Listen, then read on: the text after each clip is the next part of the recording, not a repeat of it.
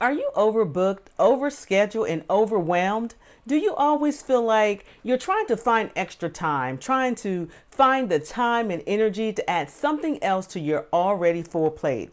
Well, I have been right where you are, and I learned a very important lesson. You don't find time, you make time. I'm Tamara Hartley, your advice guru and how-to coach. Today, I'm sharing a few of my best tips and strategies to help you make more time in your busy life.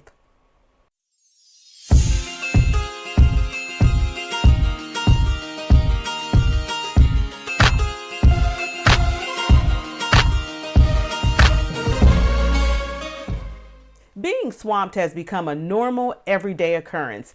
Everyone is swamped and everyone is busy. If you're not swamped, you feel unproductive. And at the same time, it feels like you just can't get anything done. Have you ever found yourself saying things like, if only there were a few more hours in the day, or I wish I just had more time? Well, you are not alone. As a wife, a mother of 5, and an entrepreneur, I know firsthand what it's like to be overbooked, overscheduled, and overwhelmed.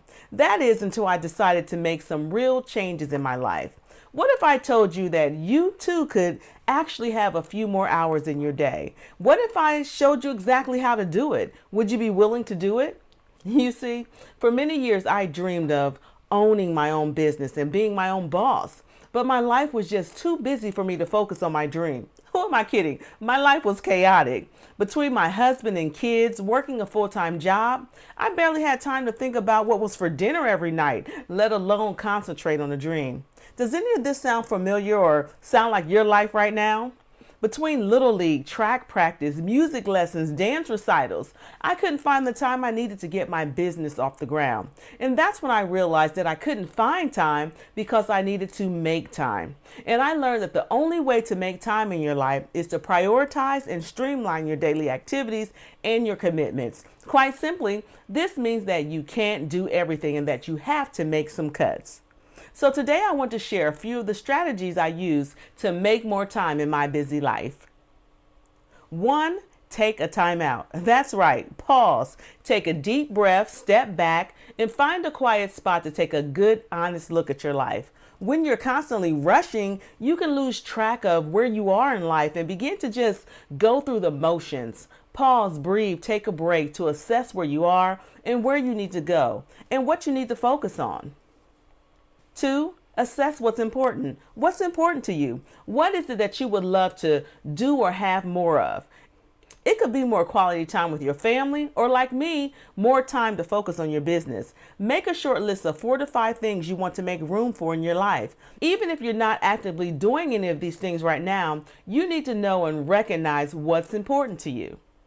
3, evaluate your time. Where are you currently spending your time? Take inventory of your current schedule and how you spend your time. This will help you begin to see why you're so overwhelmed and identify potential areas where you can make some cuts. What can you reduce, minimize, eliminate, or cut out completely? We have to stop overcommitting ourselves and spreading ourselves so thin. We can't do everything, and nor should we try.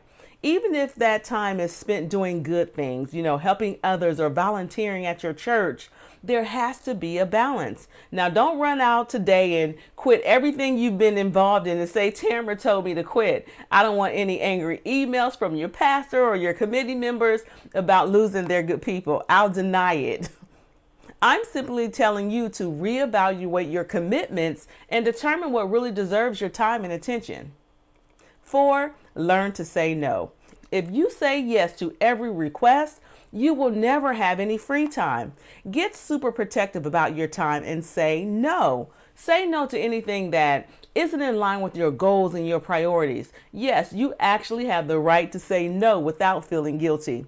When someone asks you to do something, ask yourself, 1, does it fall in line with the things I just determined were important to me? 2, does it help me accomplish one of my goals or move me closer to my dream? 3, is it an opportunity or is it a distraction?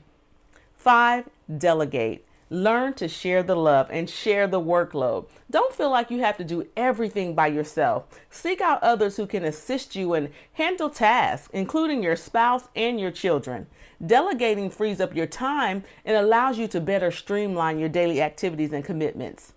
So remember, you don't find time, you make time. And the only way to make time in your life is to take back control of your time and schedule and to streamline your activities and your commitments. When I took back control of my schedule, I was able to do many of the things I've always dreamed of doing. I went back to school and earned a master's degree. I started a business and I wrote a book. What will you do when you make more time in your life? I hope you got something from this episode that you can really use to make some positive changes in your life.